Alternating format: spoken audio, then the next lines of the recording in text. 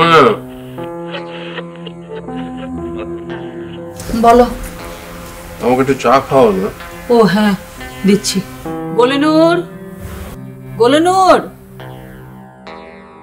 জি খালাম্মা। খালুর জন্য চা করে নিয়ে আয়। আচ্ছা, আপনি রোজা দেবো? না আমি এখন খাবো না।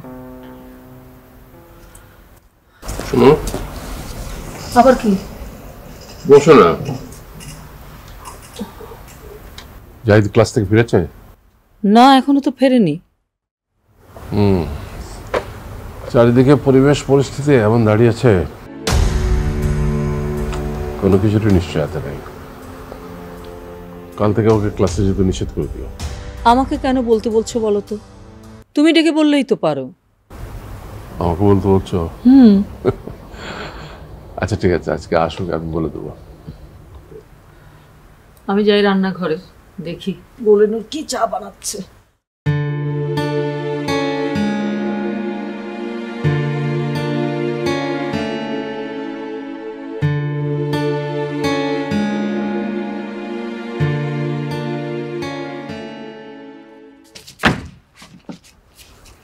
এই দোকান থেকে চা চিনি নিয়ে আসতে এত সময় নাকি?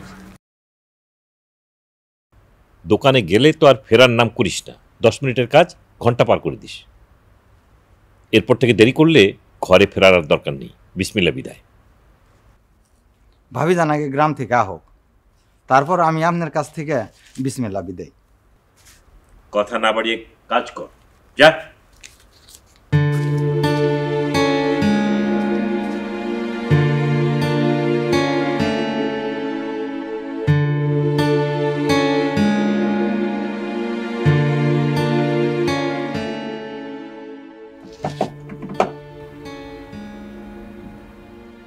কে?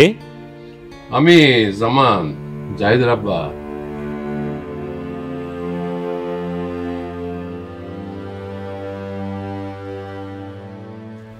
আসসালামু আলাইকুম। ওয়ালাইকুম আসসালাম। আসেন।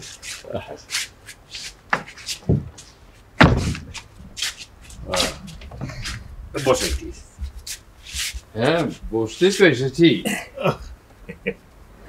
একা একা মানে গল্প গুজব করার লোক পাওয়া যায় না, সেই জন্যই মাঝে মধ্যে এসে আপনাকে ডিস্টার্ব করি। কিছু মনে করেন না তো?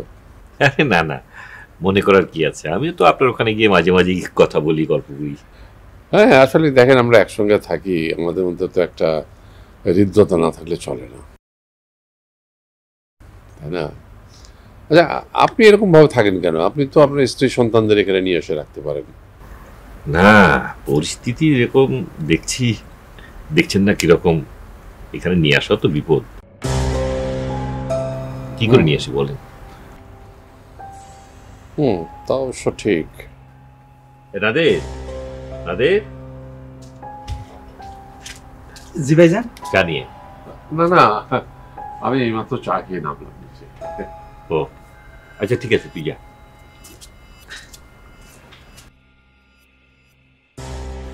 আজকের খবর শুনেছেন? কি বলেন তো? ওই আজকে তো 25শে মার্চ, অ্যাসেম্বলি বসার ডেট দিয়েছিল না, আজকে সেটা ক্যান্সেল করে দিয়েছে। বলেন কি? কোথায় শুনলেন? রেডিওতে। দেখেন তো, এতদিন আলোচনা চালিয়ে বাতিল করে দিল। মানুষ তো এমনি ক্ষেপে আছে, এখন আগুন জ্বলবে। হ্যাঁ, পাকিস্তানের সমস্ত অফিস আদালত, কোর্ট কাছারি, school college university, mill factory সব অনির্দিষ্টকালের জন্য বন্ধ হয়ে গেল। রাস্তাঘাটে লোকজন চলাচল নেই বললেই চলে, সব শূন্য একটা অবস্থা। কেমন যা লাগে না, কি যে হবে। প্রেশারটা বেড়ে গেল। একটু দেখবেন নাকি আমার প্রেশারটা? ও তাই নাকি? হ্যাঁ একটু দেখেন না, একটু প্লিজ। আচ্ছা আপনি একটু বসুন, আমি মেশিনটা নিয়ে আসি।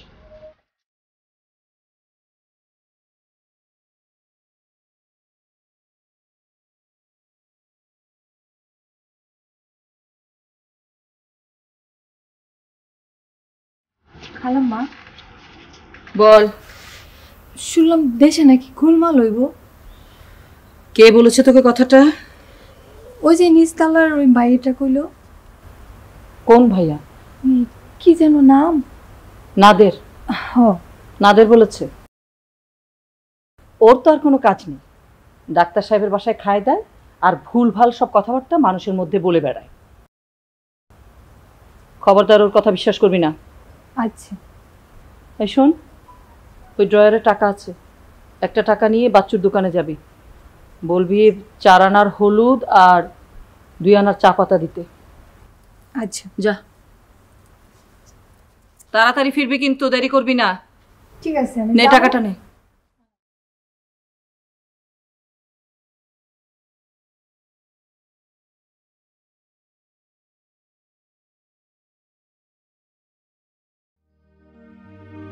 খালাম্মা, যাইতেছি মানে সাজুগুজু না? স্নো পাউডার টিপ টিপ খোল। বাচ্চুর দোকানে যাবে, তারপর সাজগোজ করতে হবে তাকে। আর তুমিও তো সেই রকম, সময় ভালো না, একটা সমর্থ মেয়ে, ওকে এভাবে দোকানে পাঠায় কেউ? এটা যদি দুর্ঘটনা ঘটে যায়? আরে বাচ্চুর দোকানে যাবে। তো বাচ্চুর দোকানে যাবে তো কি হয়েছে? তোমার সত্যি কাণ্ডজ্ঞান বলতে কিছু নেই।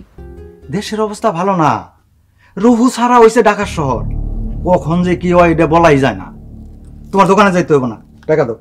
কি আনতে হইব আমার কও, আমি এনে দিতেছি। আপনি আবার কষ্ট করবেন? কথা বেশি কইবা না, দাও। এই নেন 4 আনার হলুদ আর 2 আনার চা পাতা এনেন। আচ্ছা।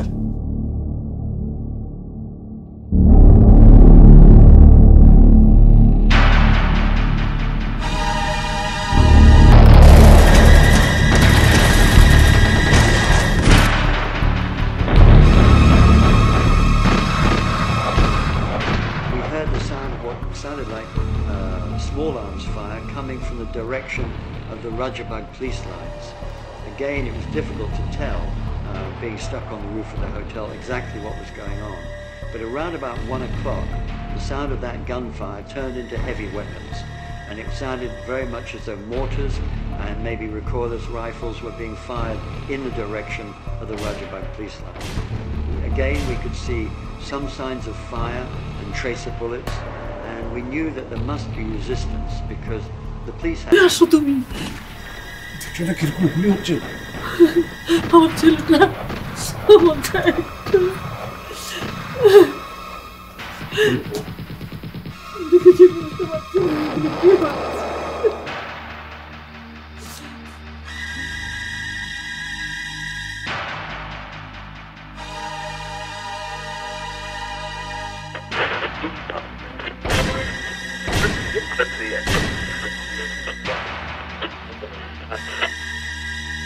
চাহিদা রাব্বা, আমার চাহিদা।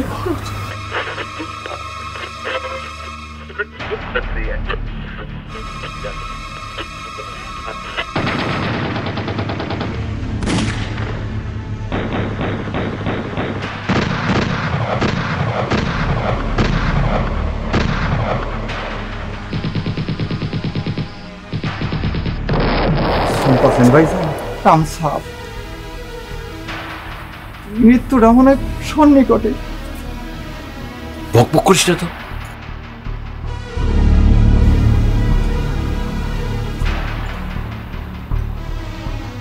আমি একটু জাহিদের বাসে যাই,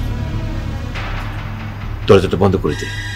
খবরদার কেউ আসলে দরজা খুলবে, ঠিক আছে?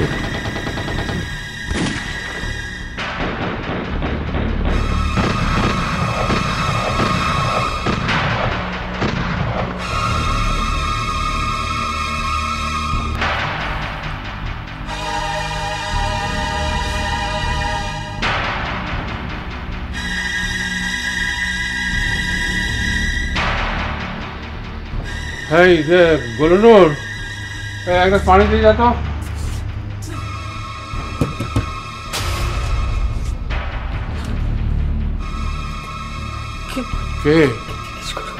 কে কে? আমি নূর, দরজা খুলুন। ডাক্তার নূর? ডাক্তার নূরের কণ্ঠ মনে হচ্ছে। ডাক্তার নূরেরই তো কণ্ঠ। ডাক্তার নূর।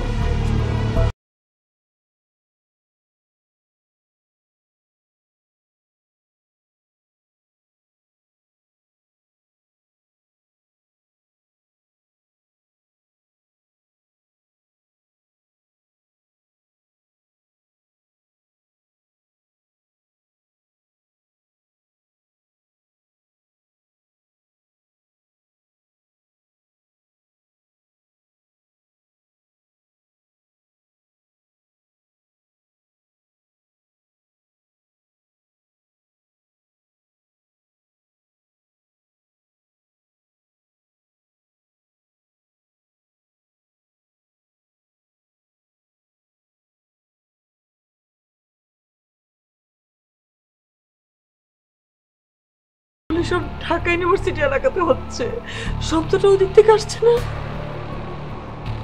হ্যাঁ তাই হবে, এটা তো কাটাবন এলাকা, এখান থেকে বিশ্ববিদ্যালয়ের দূরত্ব বেশি দূরে নয়। আমি কনফার্ম এই গলির শব্দ ঢাকা ভার্সিটির। জাহিদ কোথায়? ও তো আবার পলিটিক্স করে, ও তো প্রথম দিকে তারাই তো তার টার্গেট হয়ে যাবে। এসব কথা কেন বলছো? আমি আর ভাবতে পারছি না।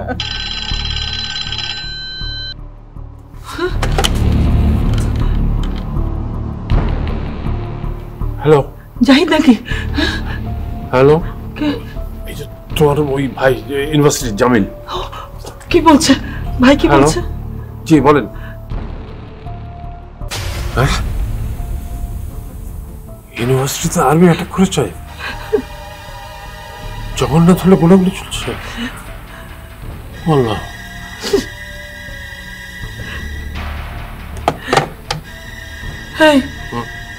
কি হলো? চুপ করে আছো কেন? বলো কিছু। নিশ্চয়ই খুব খারাপ সংবাদ। হ্যাঁ কি হলো? আমি চুপ করে আছো কেন? বলো না কিছু। না, ওই জামিল ভাই বললেন যে ওদের প্রভোস্ট আর অনেক ছাত্রছাত্রীকে আর্মিরা গুলি করে মেরে ফেলেছে। রাজারবাগ, পিলখানা, তারপরে এদিকে রোকেয়া হল, ইকবাল হল, এরকম আরো অনেক জায়গাতে সব ওরা কারফিউ জারি করেছে। আমার ছেলেটাকে নিশ্চয় মেরে ফেলেছে, নাইলে আসছে না কেন? যাই আমার যাই।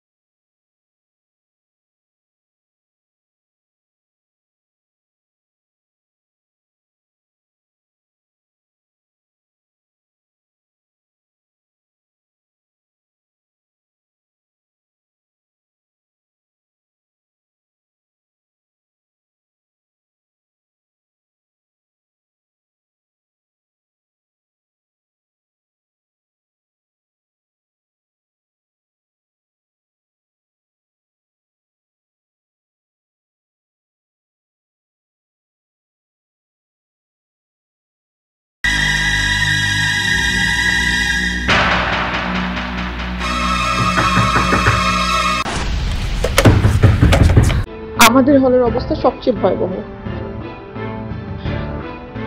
ওরা ইউনিভার্সিটির প্রভোস্ট ছাত্রছাত্রীদের গুলি করে মারছে। আমি কোনো রকমে পালিয়ে এসেছি। আমাকে আজকে রাতটা দয়া করে থাকতে দিন, আমি কথা দিচ্ছি কাল সকালে কারফিউ উঠে দিন আমি চলে যাব। কোন সাবজেক্টে পড়ো তুমি মা? হিস্ট্রিতে অনার্স করছি। আমাদের একটা ছেলে আছে মা, জাহিদ, ও ঢাকা ইউনিভার্সিটিতে সোশ্যালিজমে অনার্স করছে। জাহিদ ভাইকে তো আমি চিনি, আমরা একসাথে পলিটিক্স করি। তুমি কি জাহিদকে আজকে ইউনিভার্সিটিতে দেখেছো মা? হয়েছে আজকে সারাদিন আমাদের ক্যাম্পাস মিছিল উত্তাল ছিল। সন্ধ্যা পর্যন্ত আমরা একসাথে মিছিলে ছিলাম। সন্ধ্যার পর থেকে তো আর দেখা হয়নি। আমার ছেলেটা সে দুপুর বেলা ইউনিভার্সিটিতে যাবে বলে যে বের হয়ে গেল, এখনো পর্যন্ত ফিরলো না। কোথায় আছে, কি করছে কে জানে। ছেলেটাকে নিয়ে আমরা ভীষণ টেনশন আছে মা। আপনি কোনো দুশ্চিন্তা করবেন না খালুজান, জাহিদ ভাই নিশ্চয়ই ভালো আছে। তাই যেন হয় মা, তাই যেন হয়। কিছু খাবে তুমি? ওকে কিছু খেতে দাও না। হ্যাঁ তাই তো। চলো মা, হাত মুখ ধুয়ে কিছু খেয়ে নেবে। গোলেনুর, জি টেবিলে খাবার দে। এসো। আচ্ছা এসো, তুমিও এসো। চলো।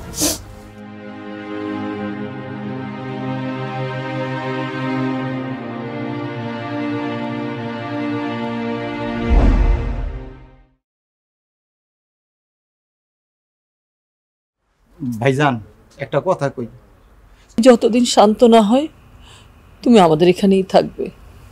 এমন বিপদের সময় আপনারা যে আমাকে স্থান দিয়েছেন, ভালোবাসা দিয়ে আগলে রাখছেন, আপনাদের আমি কোনোদিন ভুলবো না।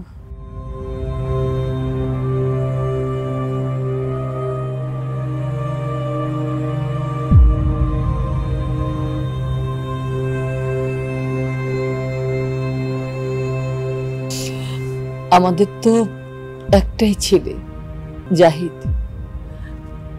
আল্লাহ তো আমাদের কোনো মেয়ে দেয়নি। আজ থেকে তুমি আমাদের মেয়ে হয়েই থাকবে।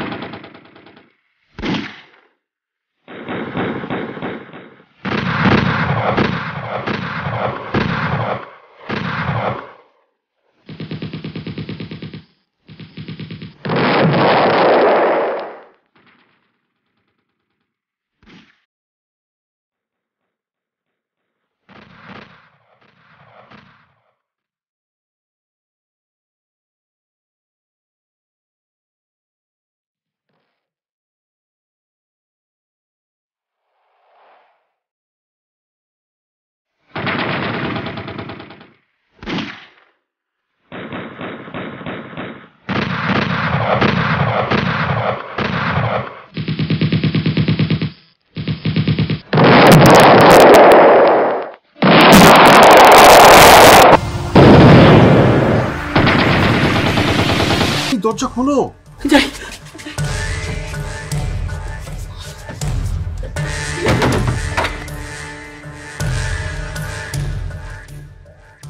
আপা যাই পেয়েছি।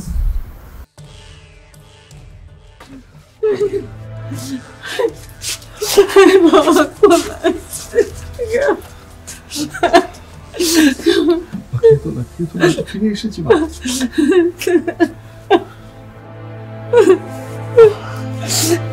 খিদে পেয়েছে না তোর?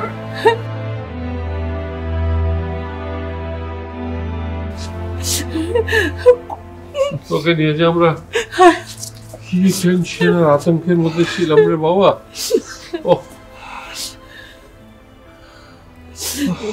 আল্লাহর কাছে লাখ লাখ শুকরিয়া যে আমার ছেলেটা ফিরে এসেছে। আমি যে চোখ ফাঁকি দিয়ে এলি কি করে? আর বলো না বাবা, অল্পের জন্য আমি গায়ের সামনে পড়ে গিয়েছিলাম। হ্যাঁ, একটা গুলি তো আমার নাকের ডগার সামনে দিয়ে গাছে লেগেছে।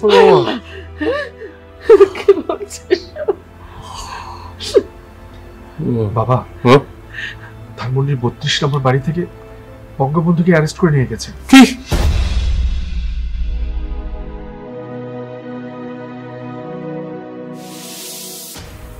কি বললি? এটা কি করে সম্ভব? ওদের দ্বারা সবই সম্ভব না। তবে আমরা জানতে পেরেছি অ্যারেস্ট হওয়ার আগে বঙ্গবন্ধু বাংলাদেশের স্বাধীনতা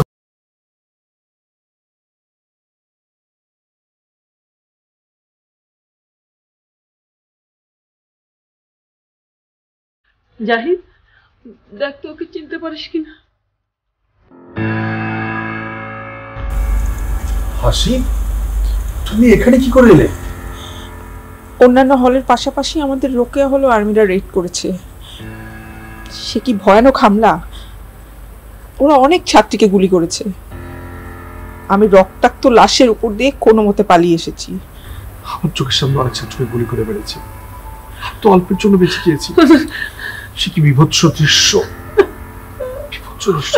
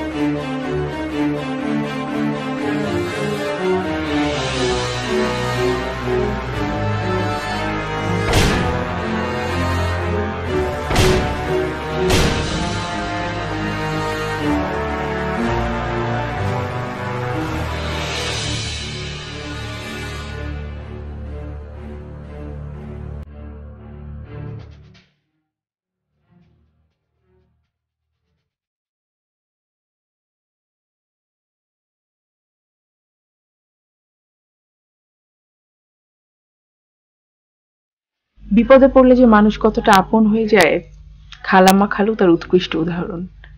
এখানে আসার পর থেকে আমাকে ওনারা তার আপন মেয়ের মতো সযত্নে আগলে রেখেছেন, ভাষায় প্রকাশ করার মতো নয়। আমি আসলে ওনাদের ব্যবহারে মুগ্ধ। মায়ের থেকে বাবাকে বাহ্যিক দৃষ্টিতে দেখলে অনেক রাশভারী মনে হয়, আসলে তা নয়। তার ভেতরের অন্তরটা সরলতায় ভরা, বুঝলে?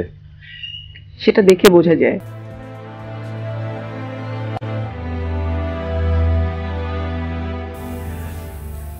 আচ্ছা, তোমাদের বাড়ি থেকে টেলিফোন আছে? না। থাকলে অবশ্য ফোন করে জানিয়ে দিতে পারতে তুমি এখানে নিরাপদে আছো। আসলে বাড়িতে মা বাবা সহ অনেকেই আমাকে নিয়ে টেনশন করছেন, কিন্তু এই মুহূর্তে করার তো কিছু নেই। তোমাদের বাড়িটা যেন কোথায়? মিরপুর। কার্ফু শেষ হলে যদি পরিস্থিতি ভালো হয়, আমি তোমাকে বাসা পৌঁছে দিয়ে আসবো।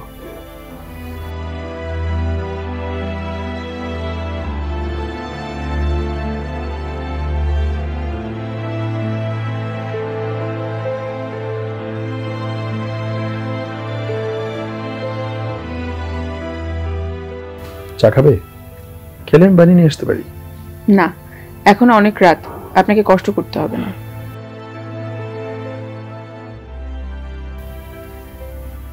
একদিকে অ্যাসেম্বলিতে বসতেই দিল না, অন্যদিকে এক বর্বরচিত কালো রাত্রির সূচনা করলো ওরা।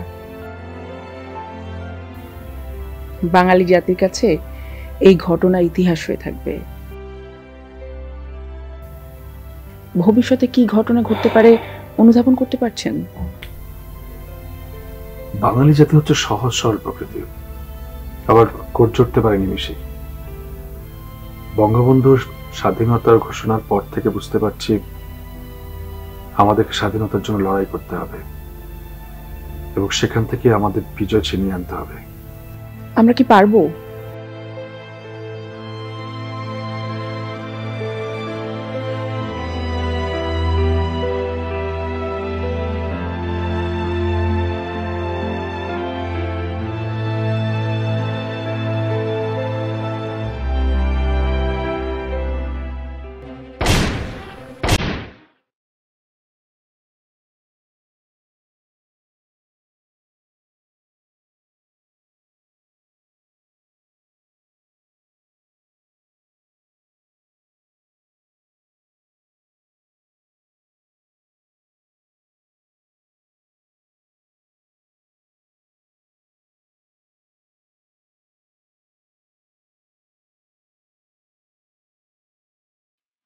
ভাইজান, আমার খুব ডর লাগতেছে।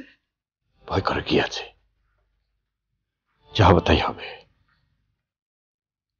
সাহস রাখ, ভয় করিস না। সাহস রাখ, সাহস রাখ।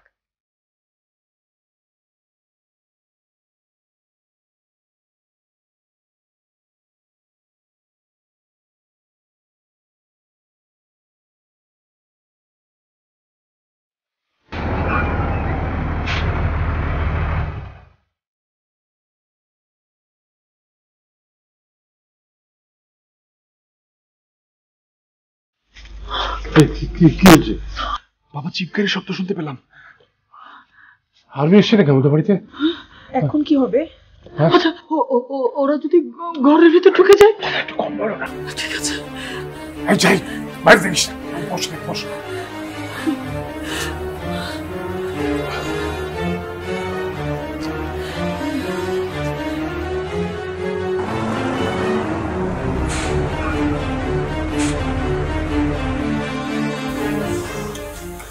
কেউ বাইরে দেখবে না, তাকাবে না জানলা দিয়ে।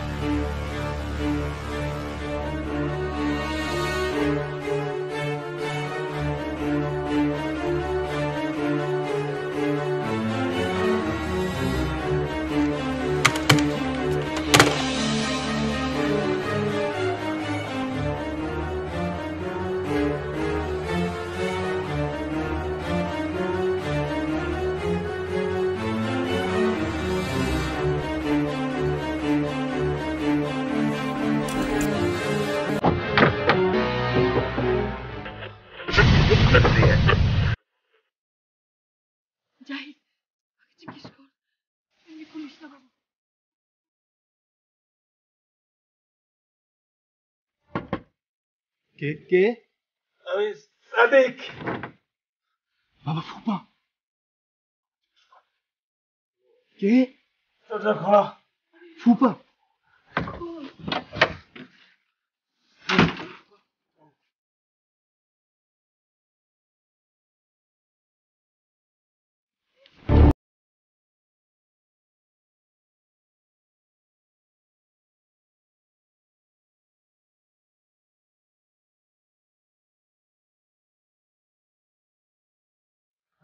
আনছে আনছে, তাড়াতাড়ি দে। সাদিক পানিটা খাও।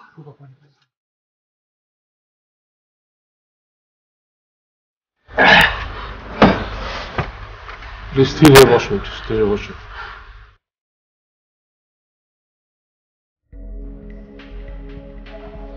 রাজারবাগ পুলিশ লাইনে পাকিস্তানি সৈন্যরা আমাকে সৈন্যদের গণহারে হত্যা শুরু করছে।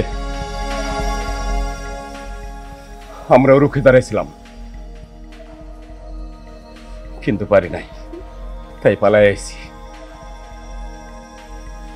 এতক্ষণে হয়তোবা ওই হায়নার দলের সব চালায় পুরায় সারখার করে দিছে। আর কোনো উপায় নেই, আমাদেরকে যুদ্ধে ঝাঁপিয়ে পড়তে হবে। জাহিদ, তোমার মা গুল্লুরকে নিয়ে গ্রামে চলে যাক, আমরা সবাই যুদ্ধে চলে যাই। ভাইজান, দুটা মেয়ে মানুষ একা একা যাইতে পারবো না। তাছাড়া রাবিয়ার তো কয়েকদিন পরে ডেলিভারি হইব। আপনি ভাবির এনে গ্রামে চলে যান। রাবিয়া তো আপনাদের বাড়িতেই আছে। রাবিয়ার ডেলিভারি হয়ে গেলে আপনিও যুদ্ধে যাবেন। বাবা, ফুপা ঠিকই বলেছে, কাল সকালেই তোমরা বাড়ি চলে যাবে।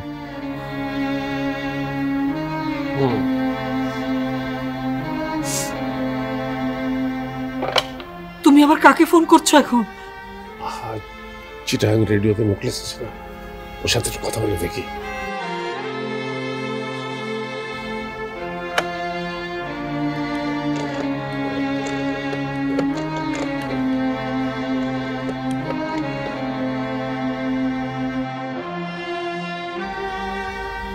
Hello hello hello Mukhlesh.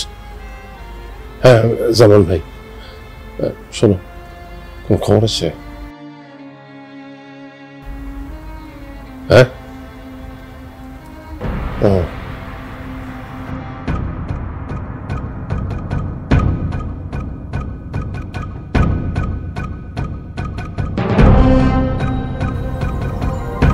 আচ্ছা আচ্ছা, ঠিক আছে, রাখছি। হ্যাঁ, সাবধানে থেকো।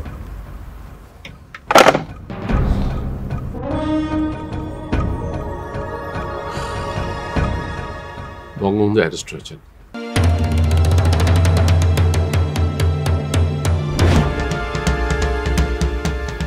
অ্যারেস্ট হওয়ার আগে তিনি স্বাধীনতার ঘোষণা দিয়ে গেছেন। চট্টগ্রাম বেতার থেকে বঙ্গবন্ধুর দেওয়া সেই স্বাধীনতার ঘোষণা হান্নান সাহেব পাঠ করবেন।